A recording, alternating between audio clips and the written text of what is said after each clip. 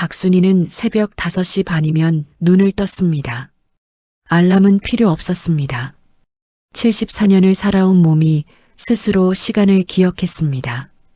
어둠 속에서 조용히 일어나 거실로 나왔습니다. 아직 아무도 깨지 않은 집안은 고요했습니다. 부엌 불을 켜자 냉장고 위에 붙은 메모지가 눈에 들어왔습니다. 손녀 도시락 계란말이, 시금치 나물, 밥 적게.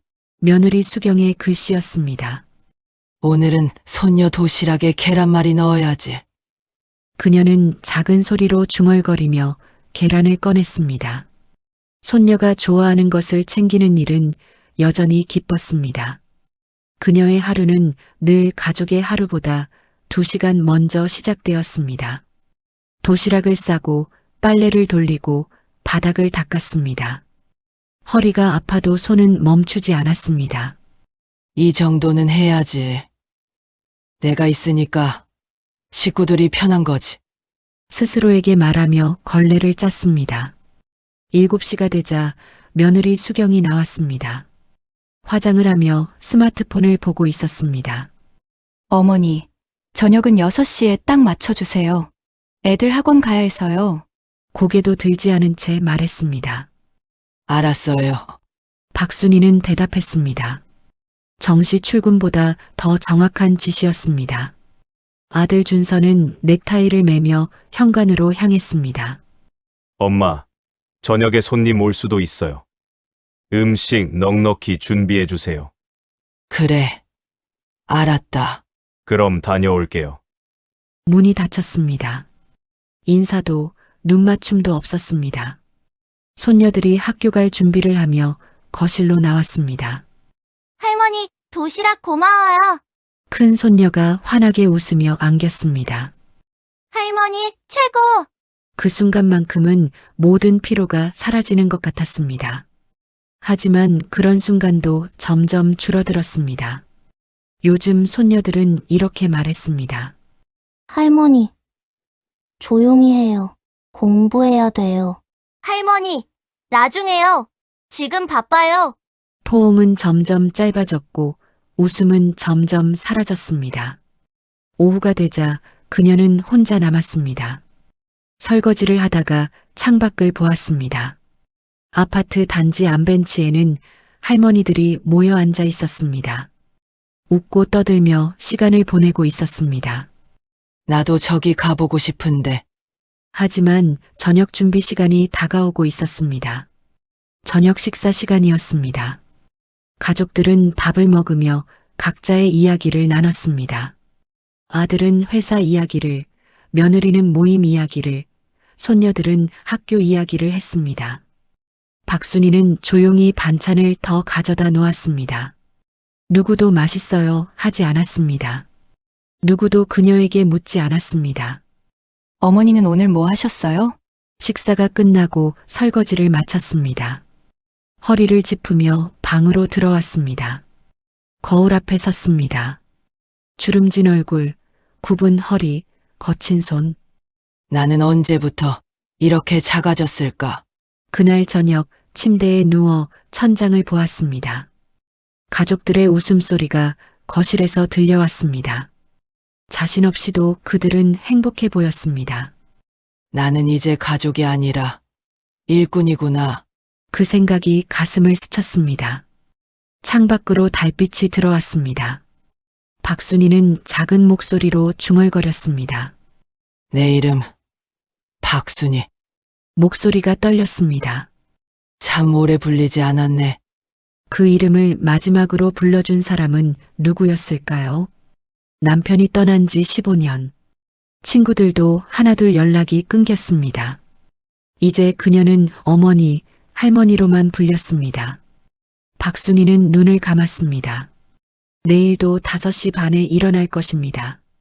또 같은 하루가 시작될 것입니다. 하지만 가슴 한편에서는 무언가가 조용히 균열을 내기 시작했습니다. 그 순간만큼은 모든 피로가 사라지는 것 같았습니다. 따뜻한 체온, 부드러운 머리카락 냄새, 작은 손의 감촉. 박순이는 눈을 감았습니다. 하지만 그 포옹은 3초를 넘기지 못했습니다. 할머니, 이제 놔줘요. 가방 싸야 돼요. 지우는 금방 몸을 빼냅니다. 박순이의 손이 허공에 남았습니다. 아들 준서는 신문을 보며 밥을 먹었습니다. 그녀가 밥을 퍼주고 국을 따라주고 반찬을 덜어줘도 고맙다는 말은 없었습니다. 당연한 것처럼 받아들였습니다. 어머니, 낮에 택배 오면 받아주세요. 수경이 말했습니다. 그녀는 고개를 끄덕였습니다. 가족이 모두 나간 뒤 집은 다시 조용해졌습니다. 설거지를 하고 걸레질을 하고 빨래를 돌립니다. 허리가 아팠지만 쉬지 않았습니다. 쉬면 뒤처지는 것 같았습니다. 오후 2시 빨래를 넣는 동안 문득 거울에 비친 자신을 봅니다. 주름진 손, 구부정한 허리, 흰머리로 덮인 머리. 언제부터 이렇게 늙었는지 몰랐습니다. 나는 언제부터 이렇게 살았지요? 중얼거린 말이 허공에 흩어졌습니다.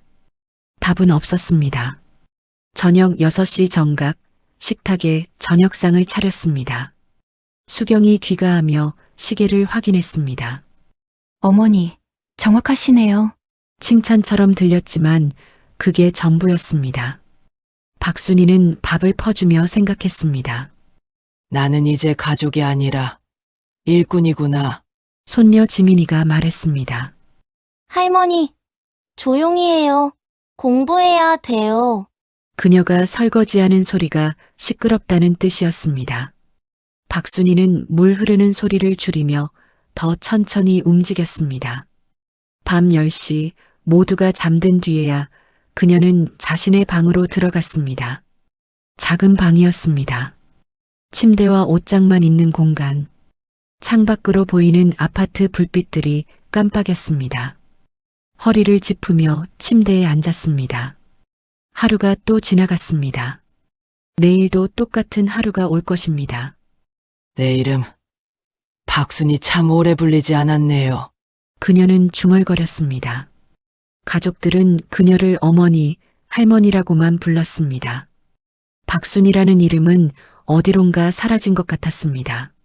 어둠 속에서 그녀는 천장을 바라보았습니다. 무언가 잘못되었다는 느낌이 가슴을 눌렀습니다. 하지만 무엇이 잘못된 건지, 어디서부터 틀어진 건지 알 수 없었습니다. 그저 하루하루가 무겁고 텅 빈 것처럼 느껴졌습니다. 새벽 5시 반이면 또 눈을 뜰 것입니다. 알람 없이, 그리고 똑같은 하루가 시작될 것입니다. 박순이는 눈을 감았습니다. 잠이 오지 않았지만 눈을 감고 있으면 하루가 끝난 것처럼 느껴졌습니다. 그날 밤 그녀는 꿈을 꾸었습니다. 어린 시절 바닷가를 뛰어다니던 꿈이었습니다. 누군가 그녀의 이름을 불렀습니다. 순이야. 그 목소리가 너무 그리웠습니다. 하지만 깨어나면 아무도 그 이름을 부르지 않는다는 걸 알고 있었습니다. 아무도 없는 병실. 그날도 새벽 5시 반에 일어났습니다. 하지만 몸을 일으키는 순간 허리에서 날카로운 통증이 올라왔습니다. 소리를 삼키며 침대 모서리를 붙잡았습니다. 땀이 이마에 맺혔습니다. 1시간을 버티다가 결국 아들을 깨웠습니다. 준서야, 엄마 병원 좀 데려다 줄래? 지금요. 엄마, 출근해야 하는데. 준서는 시계를 보며 난처한 표정을 지었습니다. 그럼 택시 타고 갈게. 미안하다. 아, 알겠어요. 제가 갈게요. 응급실에서 검사를 받았습니다. 의사는 엑스레이를 보며 말했습니다. 허리 디스크가 심각합니다. 수술이 필요해요. 수술이요? 네. 더 늦으면 걷기 힘들어질 수 있습니다. 진료실 밖으로 나왔습니다. 준서는 스마트폰으로 회사에 연락을 하고 있었습니다. 엄마, 어떻대요? 수술해야 한대. 수수료. 입원은 얼마나 해야 하는데요? 한 2주 정도래. 준서는 잠시 말이 없었습니다. 그러다 조심스럽게 물었습니다. 그럼 그 사이 집안일은 어떻게 하죠? 박순이는 아들을 보았습니다. 걱정하는 표정이었지만 그 걱정의 대상이 자신인지 확신할 수 없었습니다. 알아서 하겠지. 엄마한테 물어본 거예요. 수경이가 회사 다니잖아요. 그 한마디가 가슴을 쳤습니다. 아, 그렇구나. 내 건강이 걱정이 아니라 집안일이 걱정이구나. 엄마가 해결할게. 그럼 수술 날짜 잡고 연락 주세요. 제가 모실게요. 준서는 서둘러 회사로 향했습니다. 수술 날이 정해졌습니다. 입원 전날 며느리가 물었습니다. 어머니, 입원하시는 동안 반찬은 어떻게 준비해 놨어요? 냉장고에 밑반찬 몇 가지 만들어 놨어. 찌개만 끓이면 돼. 아이고, 감사합니다. 저는 요리를 못해서. 수술 당일 아침, 병실에는 아무도 없었습니다. 준서는 아침 회의가 있다고 했고, 수경은 손녀들 학교 보내야 한다고 했습니다. 괜찮아요. 혼자서도 할 수 있어요. 그렇게 말했지만 손은 계속 떨렸습니다. 수술복으로 갈아입고 침대에 누웠습니다. 간호사가 차트를 확인하며 물었습니다. 보호자분은 아직 안 오셨어요? 바쁘대요. 괜찮아요. 수술 후에는 꼭 누가 계셔야 하는데. 올 거예요. 그 말 뒤에 삼킨 울음이 컸습니다. 수술실로 들어가는 복도, 천장의 형광등이 하나씩 지나갔습니다. 옆 침대에는 가족들이 함께 걸어오고 있었습니다. 엄마, 무섭지? 우리 있잖아. 괜찮아요, 엄마. 금방 끝나요. 아들과 며느리가 손을 잡고 있었습니다. 박순이는 고개를 돌렸습니다. 눈물이 흐를 것 같았습니다. 수술은 무사히 끝났습니다. 회복실에서 눈을 떴을 때도 아무도 없었습니다. 간호사가 물 한 컵을 건넸습니다. 가족분들 연락 안 되시나 봐요? 아니요, 곧 올 겁니다. 저녁 6시가 되어서야 준서가 왔습니다. 엄마, 괜찮아요? 응, 괜찮다. 다행이네요. 저녁 먹고 올게요. 회사에서 못 먹었어요. 그래. 다녀와라. 그는 20분 만에 돌아왔습니다. 엄마, 저 집에 가봐야 할 것 같아요. 애들 봐야 해서. 그래. 가봐. 내일 아침에 올게요. 응. 병실 문이 닫혔습니다. 다시 혼자였습니다. 창밖으로 어둠이 내렸습니다. 옆 병상에는 할머니 한 분이 계셨습니다. 가족들이 둘러앉아 과일을 깎아주고 있었습니다. 엄마, 이거 드세요. 아이고, 우리 딸. 웃음소리가 커튼 너머로 들려왔습니다. 박순이는 천장을 보았습니다. 하얀 천장이 흐릿하게 보였습니다. 나는 왜 저기 끼지 못하지? 다음 날 며느리 수경이 찾아왔습니다. 문병이 아니라 부탁이었습니다. 어머니, 퇴원하시면 언제쯤 집안일 가능하세요? 의사 선생님이 한 달은 쉬래. 한 달요? 그럼 그동안은 제가 어떻게 해요? 수경의 목소리에 당황이 섞여 있었습니다. 최대한 빨리 할 수 있도록 해볼게. 네. 부탁드려요. 저 요리 정말 못하거든요. 수경이 돌아간 뒤 박순이는 침대 난간을 잡았습니다. 몸을 일으키려 했지만 허리가 말을 듣지 않았습니다. 간호사가 들어왔습니다. 어머니, 아직 무리하시면 안 돼요. 괜찮아요. 집에 가야 해서요. 보호자분께 말씀드릴게요. 아니에요. 괜찮습니다. 그날 밤 잠이 오지 않았습니다. 복도를 천천히 걸었습니다. 벽에 기대어 창밖을 보았습니다. 도시의 불빛이 반짝였습니다. 나는 왜 이렇게 살았을까? 누구를 위해 이렇게 살았을까? 퇴원 날이 왔습니다. 준서가 차를 가지고 왔습니다. 엄마, 조심해서 가자. 집으로 돌아왔습니다. 현관문을 열자 설거지가 쌓여 있었습니다. 바닥에는 먼지가 보였습니다. 수경이 미안한 듯 말했습니다. 어머니, 죄송해요. 정리를 못했네요. 괜찮아. 내가 할게. 진짜 감사합니다. 어머니 오셔서 다행이에요. 그 순간 박순이는 깨달았습니다. 자신이 없어서 걱정한 것이 아니라 자신이 하던 일이 멈춰서 불편했던 것이었습니다. 그날 저녁 방문을 닫고 침대에 누웠습니다. 천장을 보며 중얼거렸습니다. 이제 더는 이렇게 못 산다. 그 결심은 작았지만 단단했습니다. 퇴원 후 일주일이 지났습니다. 허리는 여전히 아팠지만 박순이는 다시 부엌에 섰습니다. 어머니, 무리하시면 안 되는데. 수경의 말은 걱정이 아니라 안도처럼 들렸습니다. 그날 오후 화장실에서 나오다 거실 소리가 들렸습니다. 며느리와 아들이 대화하고 있었습니다. 박순이는 복도에 멈춰 섰습니다. 여보, 솔직히 이렇게는 못 살겠어요. 수경의 목소리였습니다. 뭐가? 어머니 때문에 우리 자유가 없잖아요. 여행도 못 가고 친구들도 못 만나고. 그래도 엄마가 애들 봐주잖아. 그건 그렇지만 우리 인생도 있는데. 박순이는 벽에 등을 기댔습니다. 숨소리를 죽였습니다. 요양원이라도 알아봐야 하나? 준서의 말이었습니다. 그게 나을 것 같아요. 어머니 연세도 있으시고. 근데 엄마가 허락할까? 설득해봐요. 어머니 건강도 안 좋으시잖아요. 박순이는 천천히 자기 방으로 돌아왔습니다. 문을 닫고 침대에 앉았습니다. 손이 떨렸습니다. 요양원. 그 단어가 머릿속을 맴돌았습니다. 창밖을 보았습니다. 32평 아파트. 남편과 함께 30년 전에 산 집이었습니다. 남편이 떠나고 홀로 관리비를 내며 지켜온 집. 손녀들이 태어나고 자란 집. 이 집이 내 집인데. 중얼거렸지만 목소리는 힘이 없었습니다.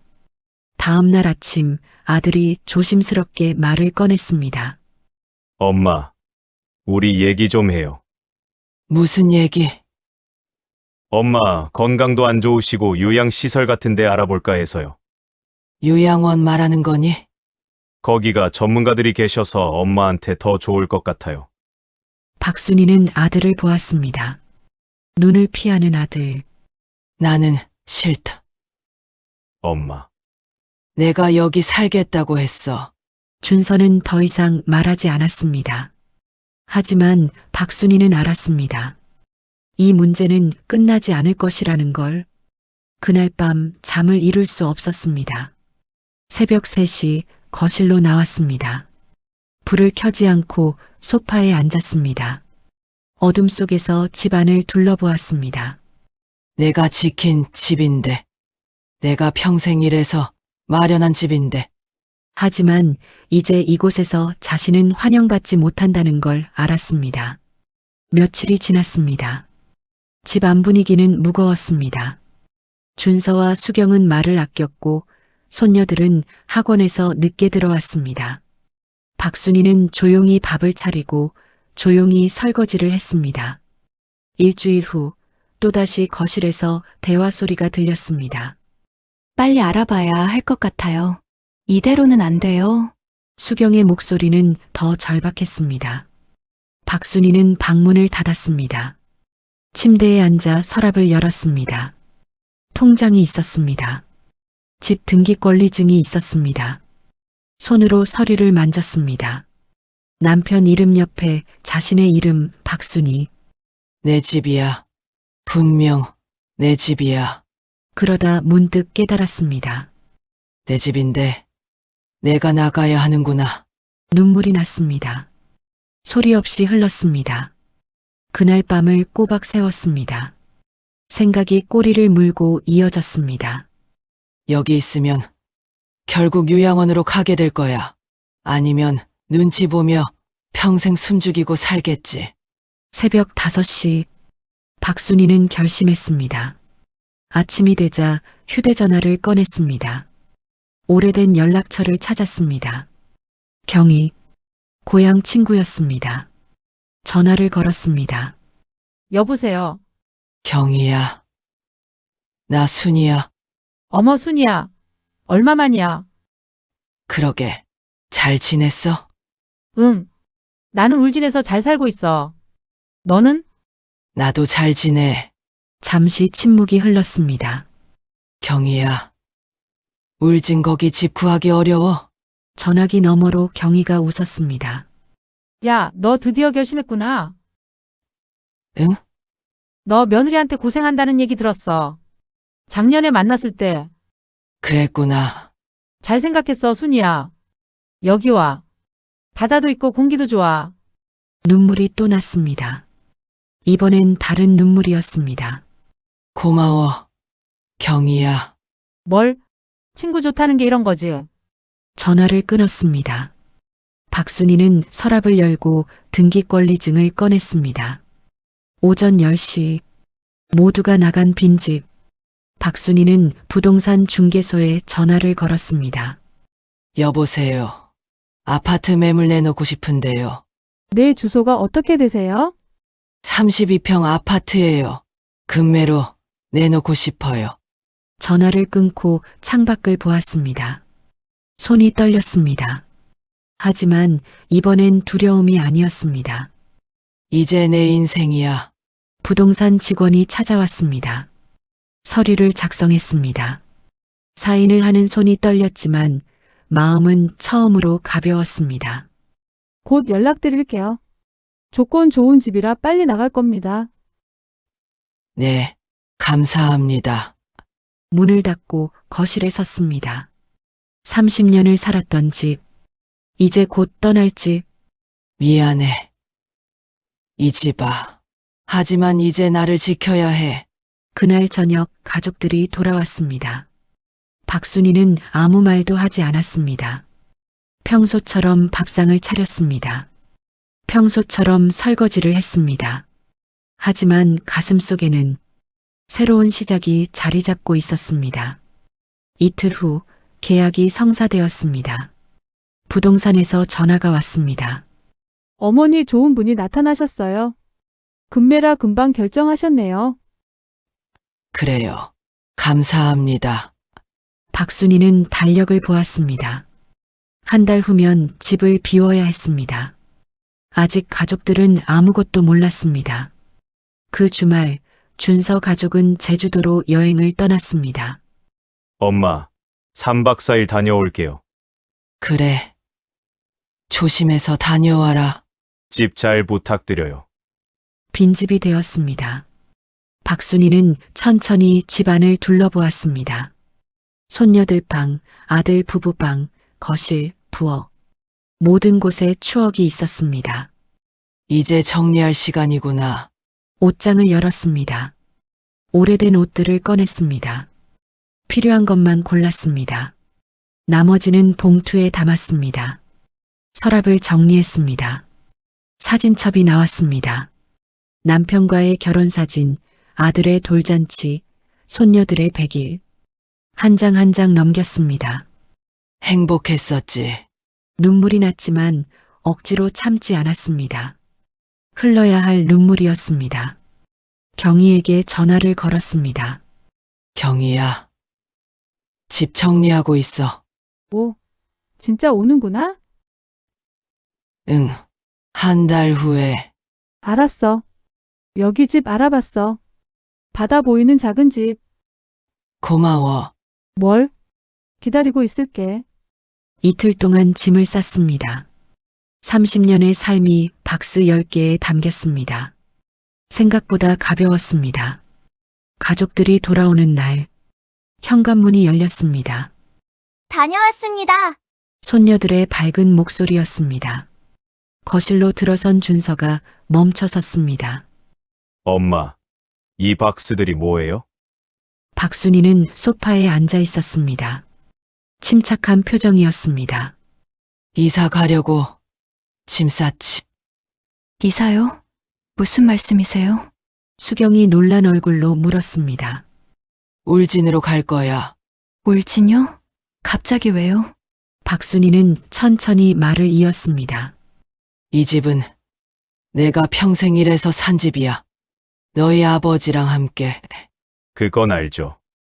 근데 너희는 한 번도 관리비 낸 적 없잖니? 준서의 얼굴이 굳었습니다. 엄마, 그게 무슨? 집을 팔았어. 계약했어. 순간 거실이 조용해졌습니다. 손녀들이 할머니를 바라보았습니다. 수경이 먼저 입을 열었습니다. 어머니, 아이들 생각은 안 하세요? 박순이는 며느리를 똑바로 보았습니다. 아이들. 내가 너희 아이들 도시락 싸고 죽 끓여줄 땐 가족이라 하더니 이제야 아이들 핑계냐? 그건 수경은 말을 잇지 못했습니다. 준서가 다가왔습니다. 엄마, 진심이세요? 그래. 정말 떠나시는 거예요? 박순이는 고개를 끄덕였습니다. 74년 동안 남을 위해 살았으니 남은 시간은 나를 위해 살아야지. 준서는 눈을 떨궜습니다. 한참을 침묵이 흘렀습니다. 엄마, 죄송해요. 아들의 목소리가 떨렸습니다. 저희가 엄마를 너무 당연하게 생각했어요. 박순이는 아들을 보았습니다. 알아줘서 고맙다. 하지만 난 이미 결정했어. 수경도 고개를 숙였습니다. 어머니, 제가 잘못했어요. 어머니 마음도 모르고. 알았으면 됐어. 그날 저녁 식탁은 조용했습니다. 박순이가 마지막으로 차린 저녁이었습니다. 된장찌개, 김치, 계란말이. 언제나처럼 정성스러웠습니다. 손녀들이 밥을 먹다가 말했습니다. 할머니 정말 가세요? 그래. 보고 싶을 건데. 박순이는 손녀의 머리를 쓰다듬었습니다. 할머니도 보고 싶을 거야. 그래도 가야 해. 식사 후 준서가 박순이 방으로 들어왔습니다. 문을 닫고 무릎을 꿇었습니다. 엄마, 제발 한 번만 더 생각해 주세요. 준서야, 박순이는 아들의 손을 잡았습니다. 너한테 미운 건 아니야. 다만 이제 내 시간이 필요한 거야. 엄마 혼자 어떻게 사세요? 혼자 사는 게 외로운 게 아니더라. 함께 있어도 외로운 게 진짜 외로운 거야. 준서는 고개를 들지 못했습니다. 눈물이 바닥에 떨어졌습니다. 엄마, 제가 정말 못났어요. 아니야. 넌 좋은 아들이야. 다만 조금 늦게 알았을 뿐이지. 그날 밤 박순이는 깊이 잠들었습니다. 30년 만에 가장 편안한 잠이었습니다. 다음 날부터 이사 준비가 시작되었습니다. 준서는 울진 집을 알아보고 수경은 짐을 싸는 것을 도왔습니다. 손녀들은 할머니 방을 청소했습니다. 이사 전날 밤 가족들이 거실에 모였습니다. 박순이가 마지막으로 준비한 음식들이 상에 올라왔습니다. 준서가 말했습니다. 엄마, 자주 찾아뵐게요. 너희 바쁠 텐데. 괜찮아. 아니요. 이젠 진짜 찾아뵙고 싶어서 가는 거예요. 수경도 말했습니다. 어머니, 그동안 정말 감사했어요. 그리고 죄송했어요. 박순이는 고개를 끄덕였습니다. 나도 고마웠어. 손녀들 키우는 재미있었거든. 손녀들이 안겼습니다. 할머니, 사랑해요. 할머니도 사랑한다. 그날 밤 박순이는 빈 거실을 마지막으로 둘러보았습니다. 안녕. 내 집. 고마웠어. 이제 새로운 시작만 남았습니다. 울진의 아침 공기는 달랐습니다. 파도 소리가 창문을 스쳤습니다. 박순이는 눈을 떴습니다. 알람 없이도 여전히 새벽에 눈이 떠졌지만 이제는 서두를 필요가 없었습니다. 천천히 일어나 창문을 열었습니다. 바다가 보였습니다. 아, 진짜 왔구나. 부엌으로 갔습니다. 커피를 내렸습니다. 혼자 마시는 커피는 처음이었습니다. 향기가 작은 집안을 채웠습니다. 이제 이게 내 인생이구나. 베란다에 앉아 커피를 마시며 바다를 보았습니다. 아침 햇살이 물결 위에서 반짝였습니다. 가슴이 뻥 뚫리는 기분이었습니다. 오전 10시 시장에 나갔습니다. 생선 가게 앞에서 멈춰 섰습니다. 어떤 걸로 드릴까요? 고등어 2마리 주세요. 혼자 사세요? 네, 예전 같으면 서너 명 분량을 샀을 것입니다. 이제는 자신의 목만 사면 되었습니다. 그게 서운하지 않았습니다. 시장을 걷는데 할머니 한 분이 말을 걸었습니다. 아이고, 새로 오셨구먼요. 예. 서울에서 왔어요. 혼자 사시나? 네. 이제 혼자 살아보려고요. 잘하셨어요. 여긴 살기 좋아요. 그 말이 따뜻했습니다. 집으로 돌아와 고등어를 구웠습니다. 된장찌개를 끓였습니다. 밥을 지었습니다. 자신만을 위한 식사였습니다. 상을 차리고 앉았습니다. 잘 먹겠습니다. 아무도 없었지만 말했습니다.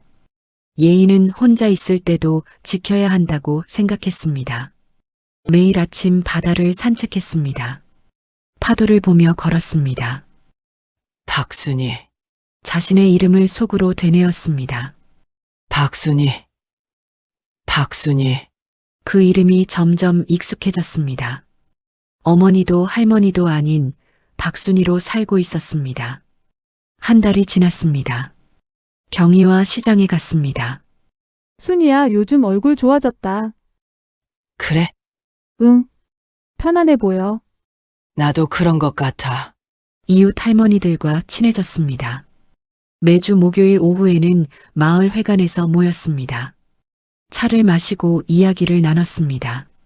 박순희 씨, 다음엔 뭐 만들어 올까요? 제가 밤양갱 만들어 갈게요. 오, 좋아요. 웃음이 많아졌습니다.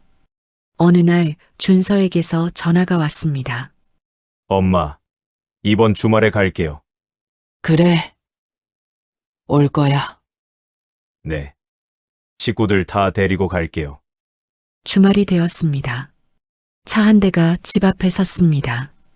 준서 가족이 내렸습니다. 손녀들이 뛰어왔습니다. 할머니! 어머, 우리 손녀들. 준서가 다가왔습니다. 엄마, 어떻게 지내세요? 잘 지내지? 많이 편하세요? 박순이는 고개를 끄덕였습니다. 응, 많이 편해. 집 안으로 들어왔습니다. 작지만 아늑한 공간이었습니다. 창밖으로 바다가 보였습니다. 와, 바다다! 손녀들이 소리쳤습니다. 준서가 주방을 둘러보았습니다. 작은 식탁, 2개의 의자, 엄마, 정말 혼자 사시는구나. 목소리가 떨렸습니다. 점심을 준비했습니다. 준서가 도왔습니다. 엄마, 제가 할게요. 그래. 고맙다. 함께 상을 차렸습니다. 된장찌개가 끓었습니다. 엄마, 손맛이 그리웠어요. 준서의 눈에 눈물이 맺혔습니다. 박순이는 웃으며 말했습니다. 이제 그리움도 각자 맛보는 거야. 식사 후 바닷가를 산책했습니다. 손녀들은 조개를 주었습니다.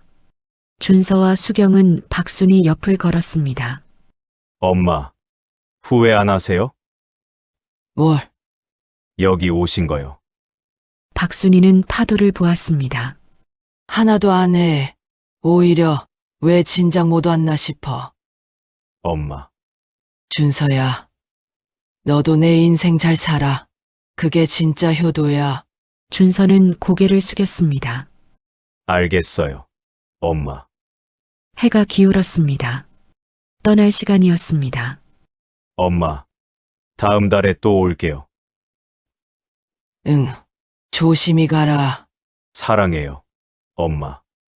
나도 사랑한다. 차가 떠났습니다. 손을 흔들다가 천천히 집으로 돌아왔습니다. 혼자 남은 집은 고요했습니다. 하지만 외롭지 않았습니다. 베란다에 앉았습니다. 바다로 해가 떨어지고 있었습니다. 주황빛이 하늘을 물들였습니다. 박순이는 조용히 속삭였습니다. 고생 많았다. 순이야, 눈물이 났습니다. 아프지 않은 눈물이었습니다. 이제 진짜 너로 살아라. 파도 소리가 대답처럼 들려왔습니다. 그날 밤 일기를 썼습니다. 오랜만이었습니다. 오늘 박순이는 행복했다. 다음 날 아침 또 새벽에 눈을 떴습니다. 하지만 이제는 알았습니다. 일어나도 되고 더 자도 된다는 것을. 커피를 내려 창가에 앉았습니다. 바다가 아침을 맞고 있었습니다. 오늘은 뭘 할까? 대답은 스스로 정하면 되었습니다. 그것만으로도 충분히 행복했습니다. 74년을 남을 위해 살았습니다. 이제 남은 시간은 박순이를 위한 시간이었습니다. 파도는 오늘도 밀려왔다가 밀려갔습니다. 그 리듬처럼 박순이의 새로운 하루가 시작되었습니다. 지금까지 이야기를 들어주셔서 감사합니다.